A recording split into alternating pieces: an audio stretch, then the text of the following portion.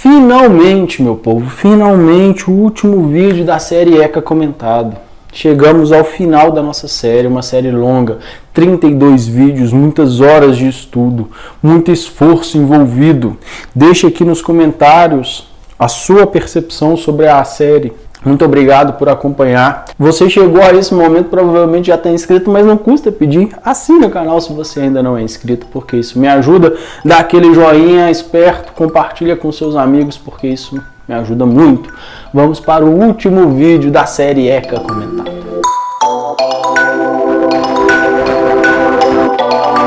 Disposições finais e transitórias. Então aqui nós terminamos disposições finais e transitórias. Então aqui nós entramos no final, na reta final do ECA. São mais 8 artigos, mas são importantes também porque eles são cobrados nas provas.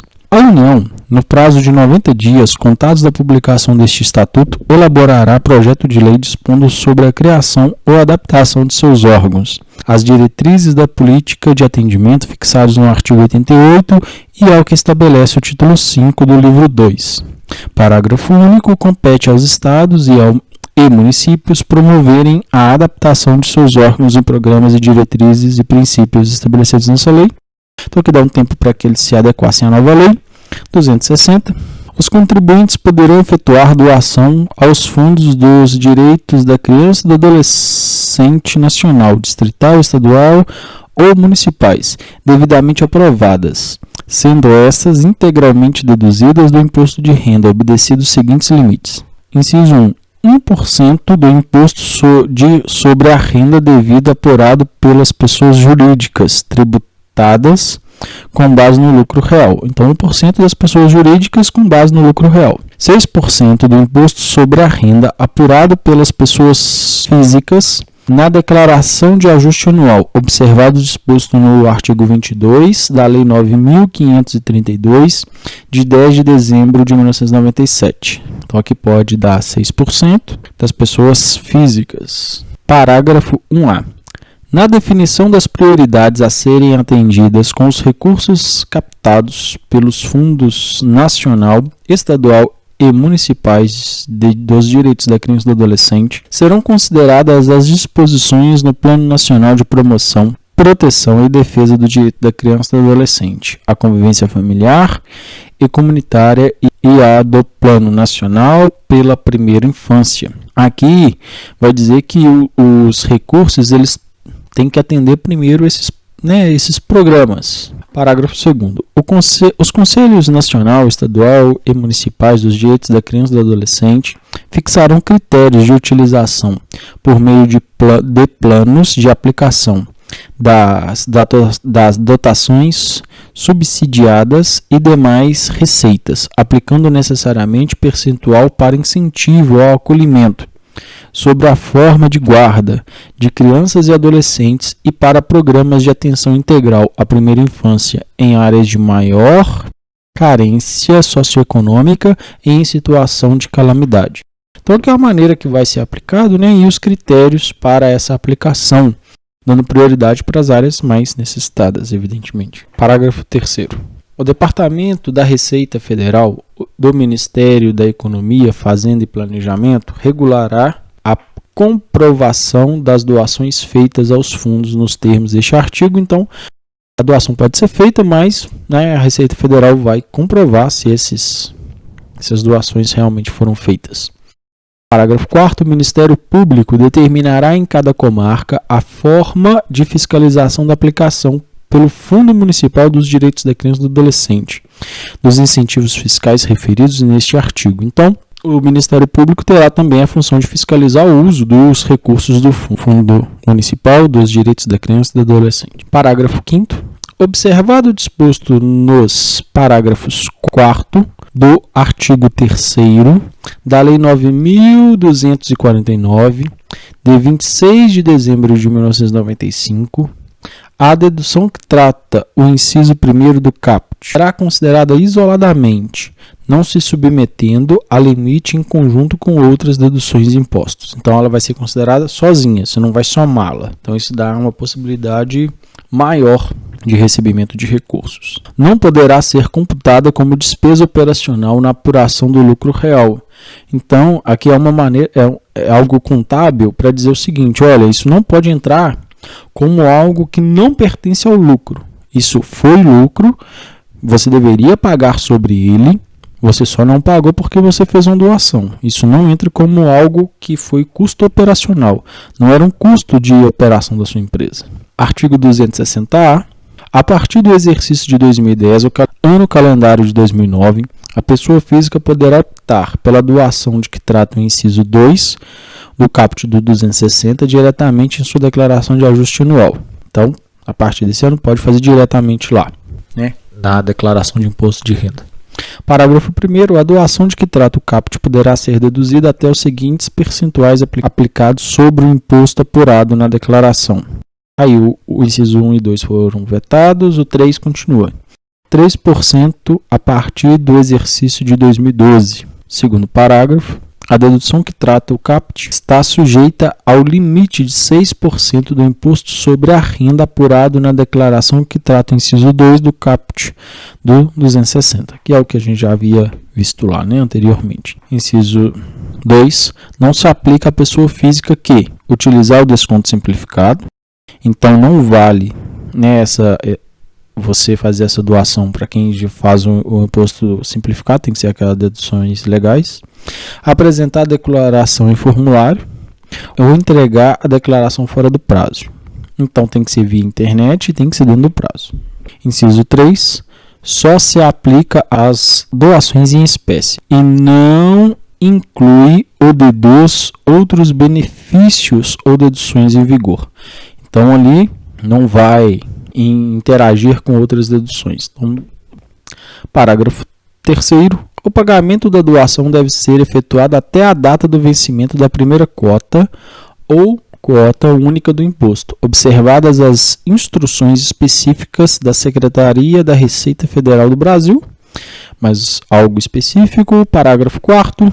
O não pagamento da doação no prazo estabelecido no parágrafo 3º implica a glosa definitiva desta parcela de dedução, ficando a pessoa física obrigada ao recolhimento da diferença de imposto devido apurado na declaração de ajuste anual com os acréscimos legais previstos na legislação. Não pagou, vai pagar a multa ainda. Parágrafo 5º. A pessoa física poderá deduzir do imposto apurado na declaração de ajuste anual as doações feitas no respectivo ano calendário aos fundos controlados pelos Conselhos dos Direitos da Criança e do Adolescente municipais, distrital, estaduais e nacional, concomitantemente com a opção de que trata o caput, respeitando o limite previsto no inciso 2 do 260. Então, você pode fazer as duas formas de doação.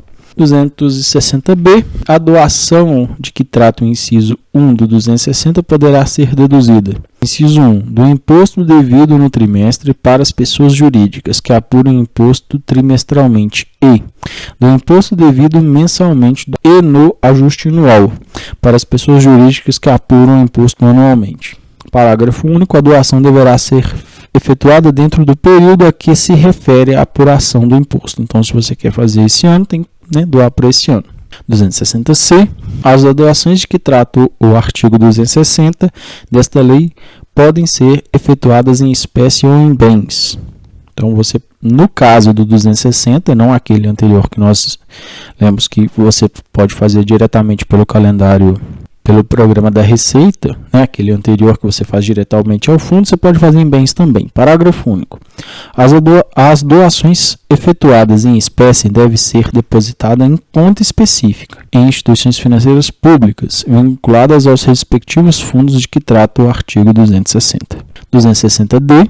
Os órgãos responsáveis pela administração das contas dos fundos dos direitos da criança e do adolescente nacional, estaduais, distrital e municipais devem emitir recibo em favor do doador, assinado por pessoa competente e pelo presidente do conselho correspondente, especificando: inciso 1, número de ordem; 2, nome, cadastro nacional de pessoa jurídica, CNPJ e endereço do emitente; 3, nome, CNPJ ou cadastro de pessoas físicas, CPF, do doador; data da doação e valor efetivamente recebido e ano calendário a que se refere a doação. Então, aqui são os dados que precisam estar no recibo que o doador vai levar para casa após a doação.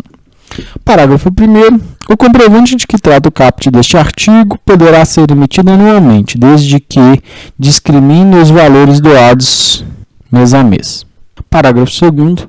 No caso de doações de bens, o comprovante deve conter a identificação dos bens, mediante descrição em campo próprio ou em relação anexa ao comprovante, informando também, se houver avaliação, o nome, o CPF, o CNPJ e endereço dos avaliadores.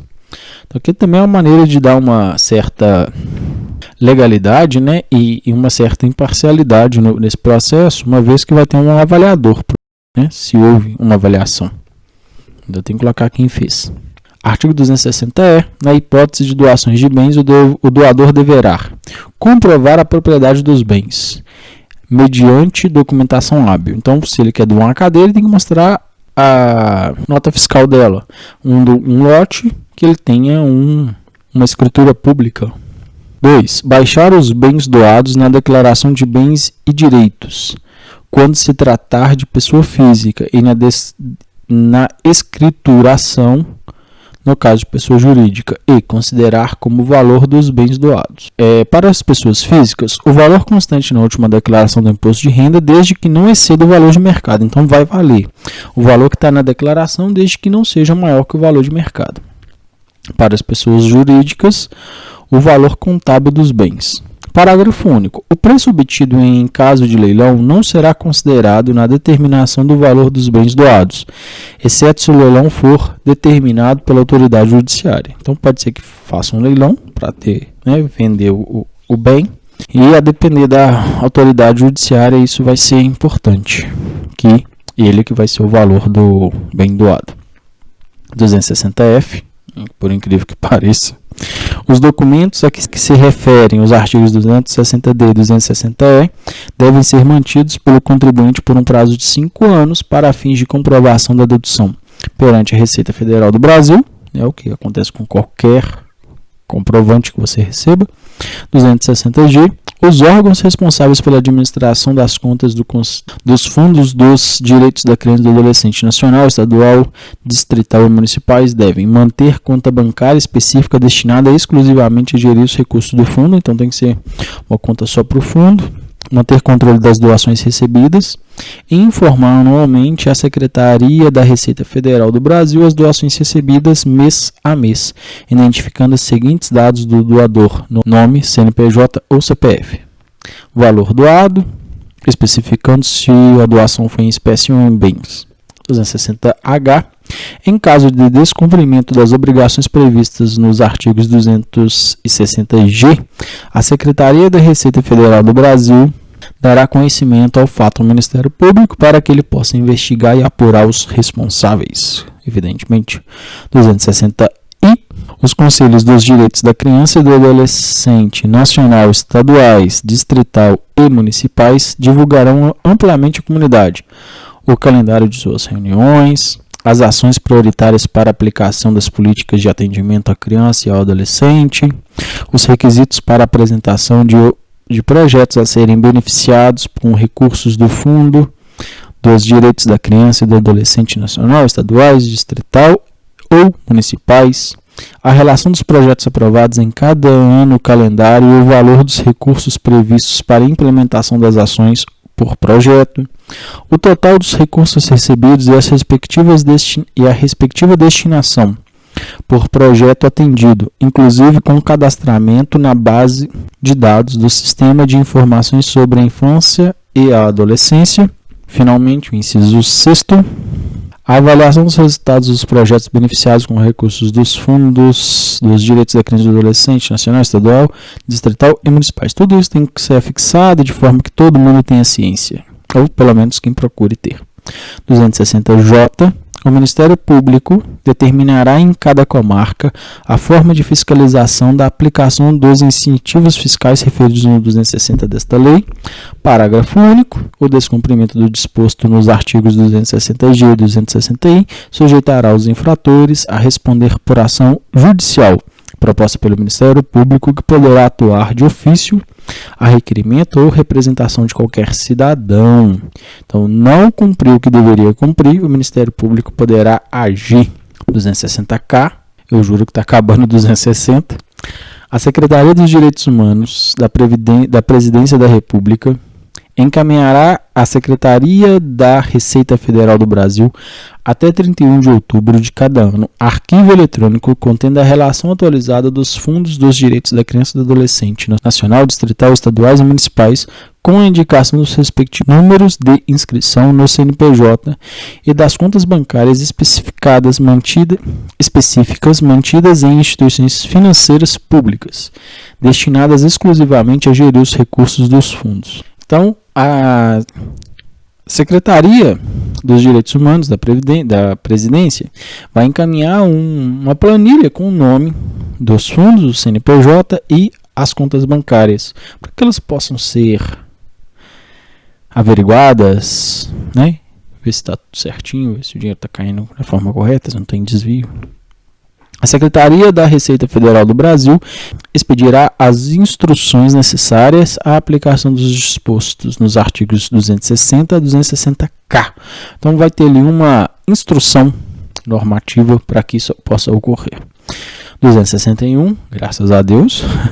A falta dos conselheiros municipais dos direitos da criança e do adolescente, os registros, inscrições e alterações a que se referem os artigos 90, parágrafo único e 90 desta lei, serão efetuados perante a autoridade judiciária da comarca a que pertence a entidade. Parágrafo único. A União fica autorizada a repassar aos estados e os estados aos municípios os recursos referentes aos programas e atividades previstos nessa lei, tão logo estejam criados os conselhos dos direitos da criança e do adolescente dos seus respectivos níveis. Então, aqui estou falando sobre os conselhos, a falta dos conselheiros, como deve acontecer. O parágrafo único fala que esses recursos devem sair da União para os estados para os municípios e assim por diante. E deve, acontecer a partir do momento que eles existirem. Em 1990 eles ainda não existiam, agora já estão todos aí corretinhos. 262. Enquanto não instalados os conselhos tutelares, as atribuições a eles conferidas serão exercidas pela autoridade judiciária. Então, antes da criação dos conselhos, quem cumpria as funções do conselho tutelar era a autoridade judiciária. Hoje já existe, então isso não se aplica mais. Pelo menos eu creio que quase que todos os municípios já têm. Pelo menos deveria ser assim. O 263, o Decreto-Lei 2.848, de 7 de dezembro de 1940, Código Penal, passa a vigorar com as seguintes alterações. Então aqui são algumas alterações feitas no Código Penal. Mudou-se o artigo 121. No caso de homicídio culposo, a pena aumentada de 1/3 se o crime resultar na inobservância da regra técnica de profissão, arte, ofício, se o agente deixar de prestar imediato socorro à vítima, não procurar diminuir as consequências do seu ato ou foge para evitar prisão em flagrante. Sendo culposo o homicídio, a pena é aumentada de 1/3 se o crime é praticado contra pessoa menor de 14 anos. Então aqui vai falar do homicídio. O 129, aumenta-se a pena em 1/3 se ocorrer qualquer das hipóteses previstas no 121, que nós acabamos de ler. Parágrafo 8º, aplica-se a lesão culposa, o disposto no artigo 5º do 121. O artigo 136, aumenta-se a pena em 1/3 se o crime é praticado contra menor de 14 anos. O 213, o parágrafo único. Se a ofendida é menor de 14 anos, pena e reclusão de 4 a 10 anos. 214, parágrafo único. Se a ofendida é menor de 14 anos, pena e reclusão de 3 a 9 anos. Então aqui houve algumas alterações no Código Penal. O artigo 202 da Lei 6.015 de 31 de dezembro de 73 fica acrescido o seguinte item: a perda e a suspensão do pátrio poder. Provavelmente isso já foi alterado, que agora é poder familiar. 265. A imprensa nacional e demais grafias da União, da administração direta ou indireta, inclusive fundações, instituídas e mantidas pelo Poder Público Federal, promoverão edição popular do texto integral desse estatuto, que será posto à disposição das escolas e das entidades de atendimento e defesa dos direitos da criança e do adolescente. Naquela época era importante porque o meio digital ainda era incipiente. 265A. O poder público fará periodicamente ampla divulgação dos direitos da criança e do adolescente por meio de comunicação social. Isso acaba sendo feito. Parágrafo único. A divulgação a que se refere o caput será veiculada em linguagem clara, compreensível e adequada às crianças e adolescentes, especialmente as crianças com idade inferior a 6 anos. Esta lei entra em vigor 90 dias após a sua publicação. Então ela estava em vigência, mas não estava em vigor. Até 90 dias da sua publicação, hoje já está em vigor. Parágrafo único. Durante o período de vacância, deverão ser promovidas atividades e campanhas de divulgação para esclarecimento acerca do disposto nesta lei. 267. Revogam-se as leis 4.513 de 64, 6.697 de 10 de outubro de 79, Código de Menores e demais disposições em contrário. Brasília, 13 de julho de 1990, Fernando Collor era o presidente na época. Pessoal, chegamos ao fim da nossa série, uma série muito, muito importante. Uma série compreendida por muitos vídeos e que demonstra um grande esforço da sua parte por chegar até aqui. Foram muitos artigos e muitas vezes até chatos, difíceis de entender. Então é importante, volte e faça o estudo novamente do ECA, porque isso vai garantir a sua aprovação.